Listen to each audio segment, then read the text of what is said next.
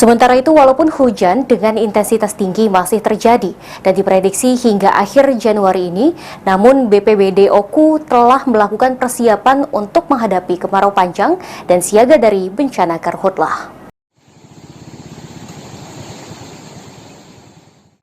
Diperkirakan puncak hujan di Oku akan berakhir pada akhir Januari ini. Hal tersebut berdasarkan informasi yang diperoleh BPBD dari BMKG Sumatera Selatan.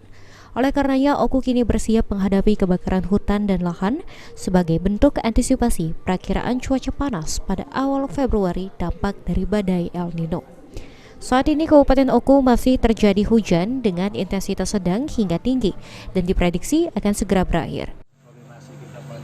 November kemarin kita undang dari BMKG Satklim Palembang, itu diperkirakan musim hujan ini masih berlangsung sampai akhir Januari.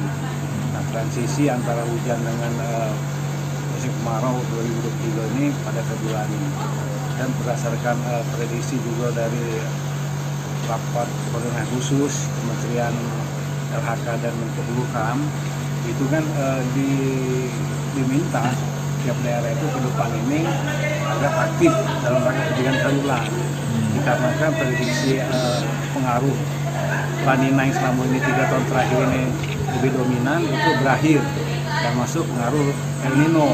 El Nino ini berarti lebih banyak keringnya.